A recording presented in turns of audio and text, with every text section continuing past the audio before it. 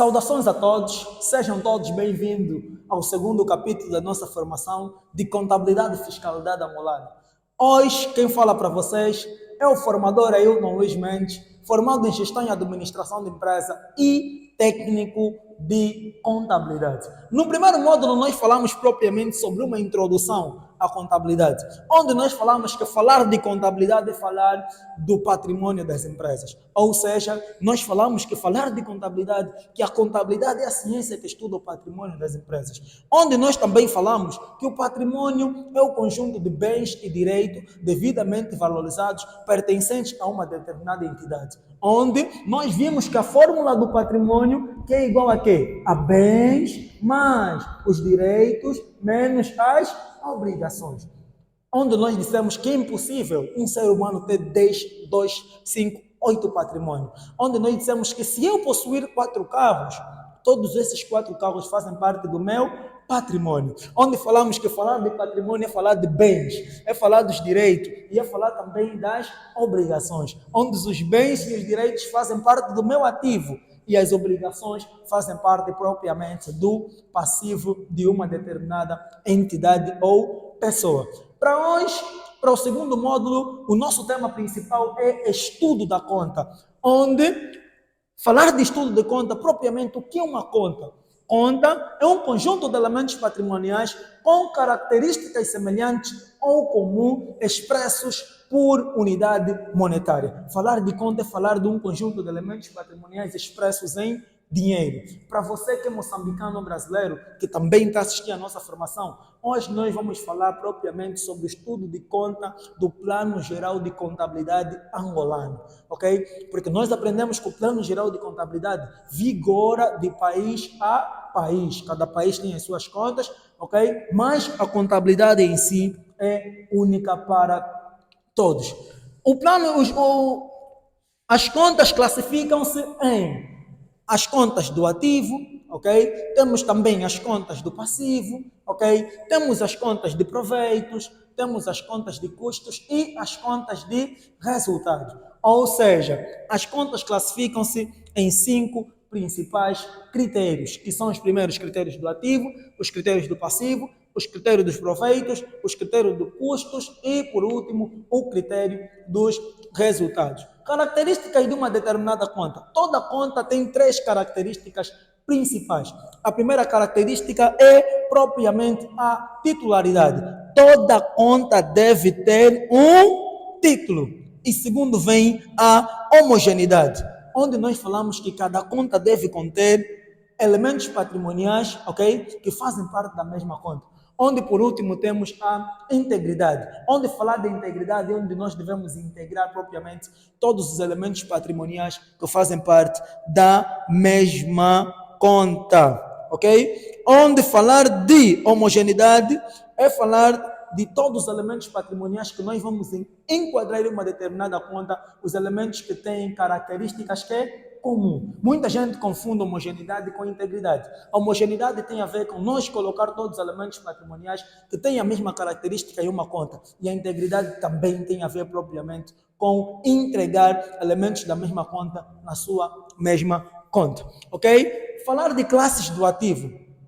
O Plano Geral de Contabilidade angolano, ele é constituído propriamente por 8 classes, onde nós temos a classe 0, que a classe 0 nos diz que são as contas de ordem, ok? Depois temos a classe 1, 2, 3, 4, 5, 6, 7 e aí por último a classe 8, que é a famosa classe de resultados. O Plano Geral de Contabilidade, ou PGC, que é esse papelzinho que nós temos aqui, ele é constituído da seguinte maneira. O Plano Geral de Contabilidade angolano, ele é constituído por classes, ok? Contas e subcontas.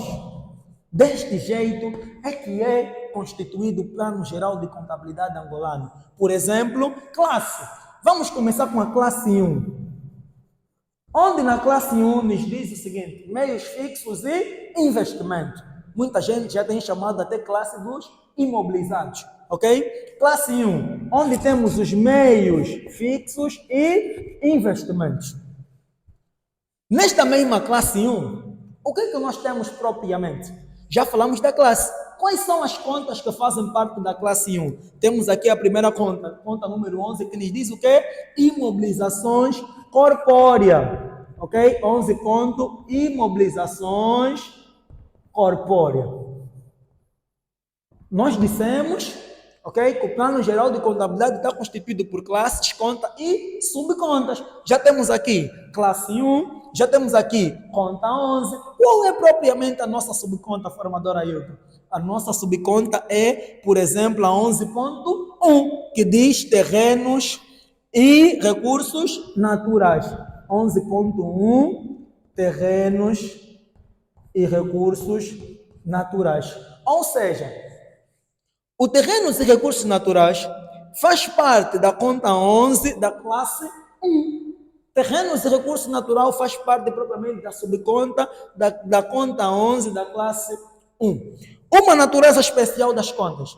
Por exemplo, se nós olharmos a conta número 31, que nos diz cliente, só de nós olharmos no número de uma determinada conta, o primeiro número já diz muito. Por exemplo, conta 11, imobilizações corpóreas. Esse 1 que está aqui já quer nos dizer que estamos perante a classe 1. Conta 31, clientes. Esse 3 que está aqui já quer nos dizer que estamos perante a classe 3, que nos diz o quê?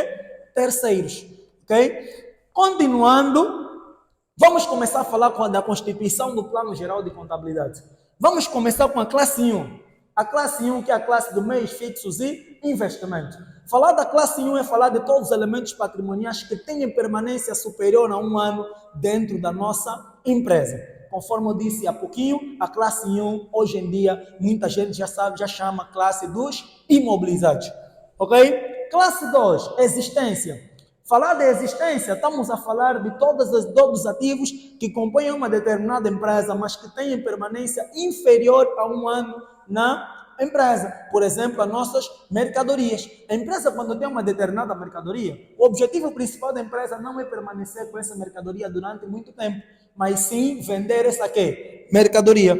Continuando, para a classe do ativo também tem uma classe 3, que nos diz o quê? Terceiros. Meus amigos, a classe 3 é uma classe mista.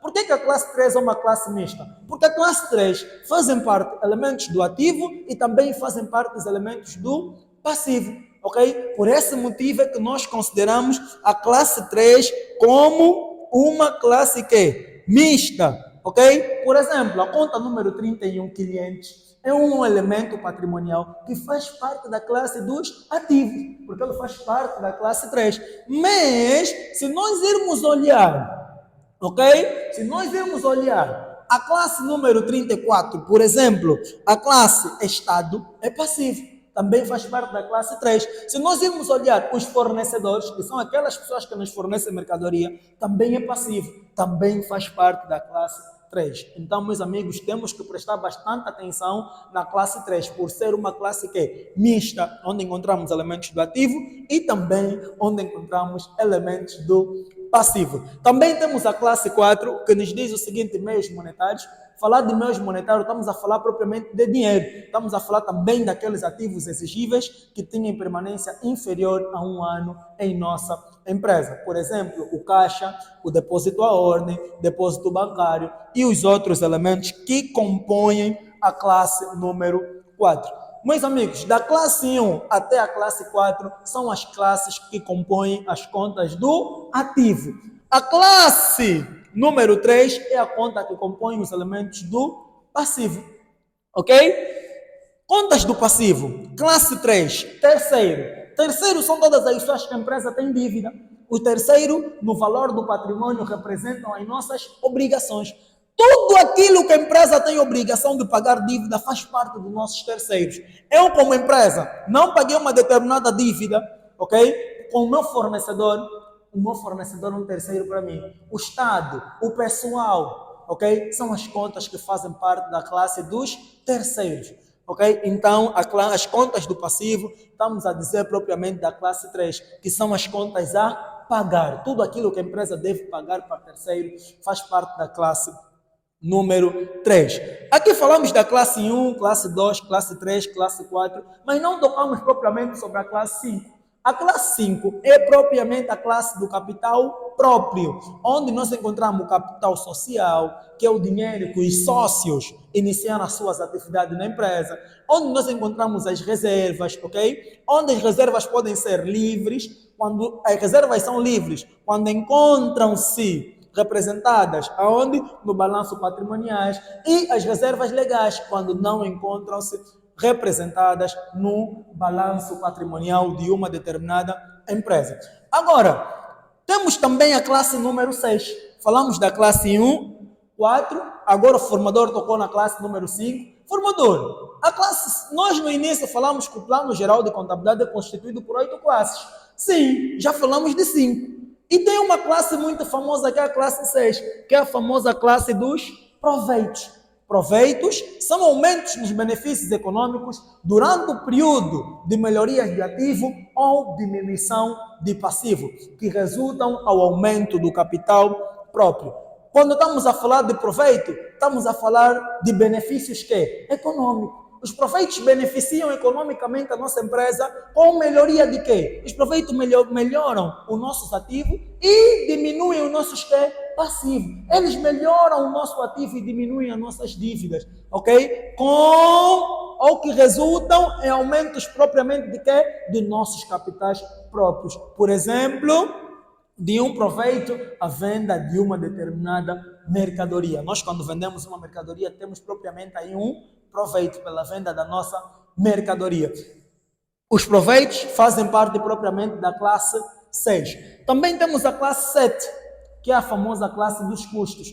Falar de custos, custos são diminuições nos benefícios econômicos durante o período, na forma de perda de valores de ativo ou aumento de passivo, que resulta na diminuição do capital próprio. Os custos resultam na diminuição do capital próprio. Os custos são diminuições nos benefícios que? Econômicos. Os proveitos são aumentos nos benefícios econômicos, enquanto nossos custos são diminuições nos nossos proveitos que? Econômicos. Ou seja, falar de custo, estamos a falar de perda de valores de ativo e estamos a falar de aumento das nossas obrigações. Estamos a falar do aumento das nossas dívidas. Propriamente estamos a falar do aumento dos nossos quê? Passivos, ok? Que resulta na diminuição do nosso capital próprio, ou que resulta na diminuição do capital próprio da nossa empresa.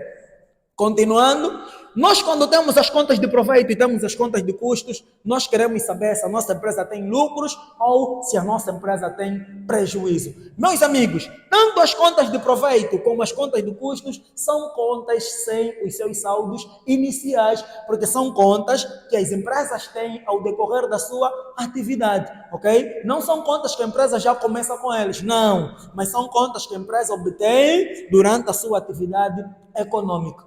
Todas as contas do proveito, elas devem ser sempre debitadas, ok? E todas as contas de custos têm que ser sempre creditadas. Continuando, nós temos aqui a seguinte expressão, 6 menos 7, que é igual a 8. Para todo mundo que compreende contabilidade ou queira compreender contabilidade, essa é uma operação básica da contabilidade. Onde nos diz o quê? 6 menos 7 é igual a 8. O que é a classe 6? A classe 6 é a classe dos proveitos. O que é a classe 7? A classe 7 é a classe de quê? Dos custos. Onde está querendo dizer que proveito menos custos, que vai ser igual à classe 8. Onde a classe 8 representa os resultados. 6 menos 7 não dá menos 1, meus amigos. Não dá número negativo.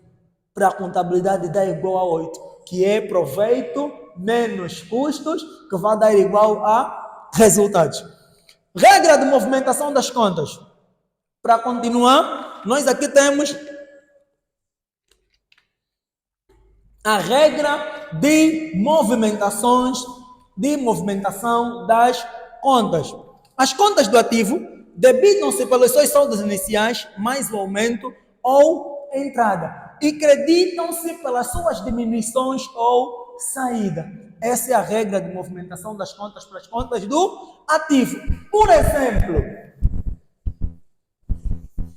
as contas do ativo Debitam-se pelos saldos iniciais, mais aumento ou entrada, e creditam pela diminuição ou saída. Vamos começar com débito nas contas do ativo. Primeira operação, ok? Vamos começar com a seguinte: compra de uma mercadoria. Compra de uma mercadoria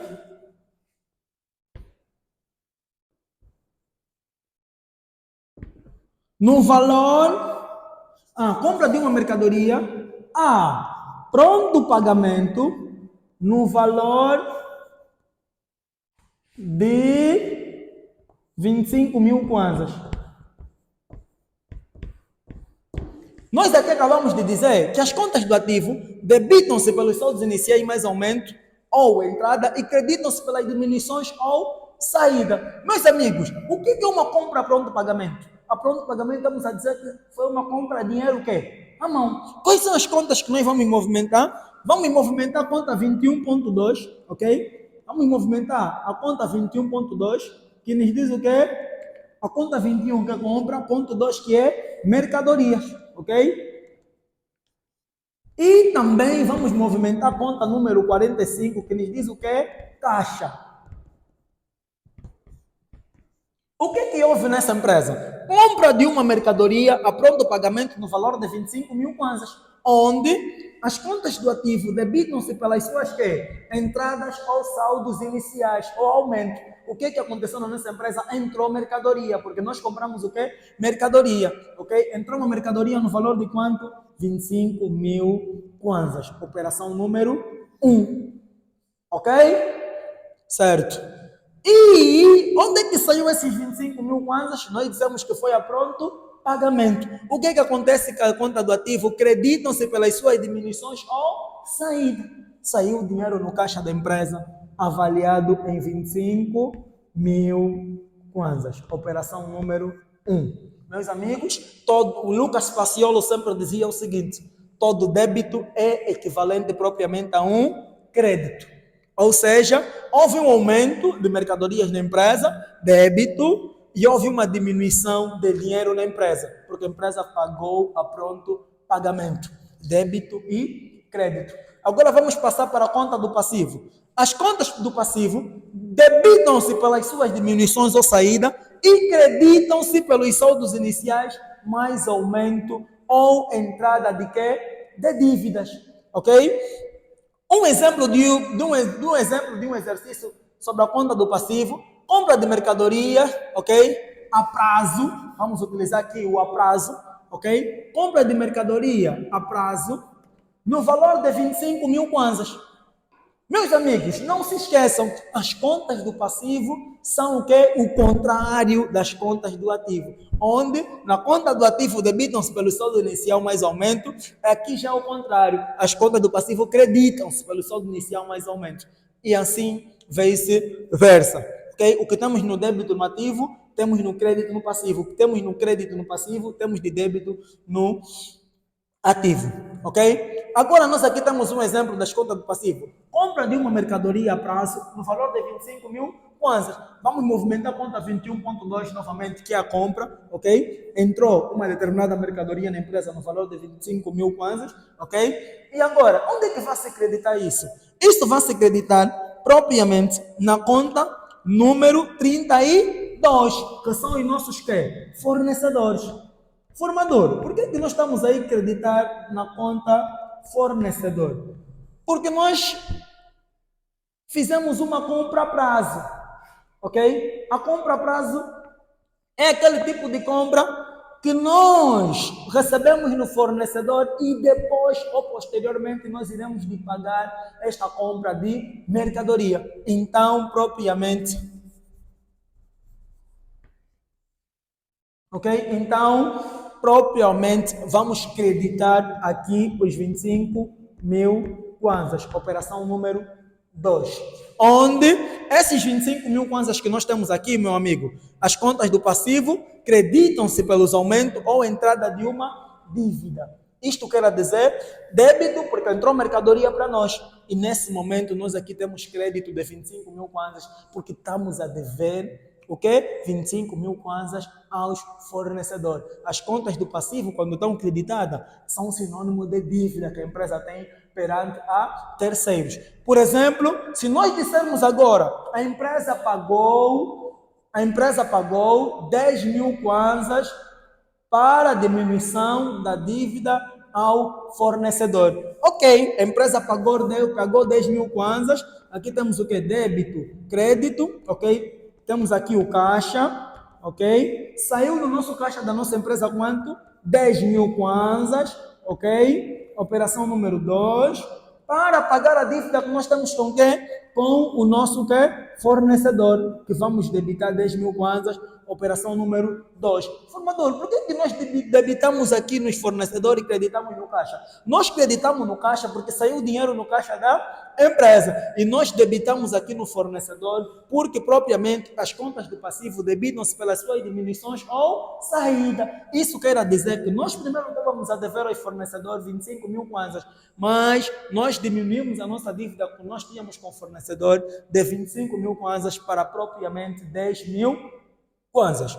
Continuando, falamos da conta do ativo, falamos da conta do passivo, agora temos também as contas de custo. Conforme eu disse no início, todas as contas de custo têm de ser sempre, ok? Todas as contas de custos, conforme eu disse no início, todas as contas de custos devem ser sempre debitadas. As contas de custos só são creditadas quando há uma devolução de um determinado quê? Custo. Se nós tivermos uma devolução de um custo, aí sim, as contas de custo devem ser creditadas. E as contas de proveito devem ser sempre creditadas, ok? E nós no início falamos que tanto as contas de proveito quanto as contas de custos são contas que não temos propriamente saldos iniciais, onde também temos as contas de resultado, que é a classe 8, onde nós aprendemos que para nós termos resultado, nós debitamos os custos e creditamos também os nossos proveitos. Meus amigos, a contabilidade é uma ciência de grande estudo e de grande relevância. Dia após dia nós estamos aqui para aprender coisas novas. Hoje falamos sobre o estudo da conta, onde nós falamos que conta é um conjunto de elementos patrimoniais que fazem parte de meios monetários para uma determinada empresa. Sem mais muito o que se falar, muito obrigado pela atenção de todos vocês e espero que todos vocês possam compreender. Esperarei no chat VIP, esperarei no nosso chat lá no WhatsApp para mais dúvida e esclarecimento para todos os formandos. Meus amigos, sem mais o que dizer, muito obrigado.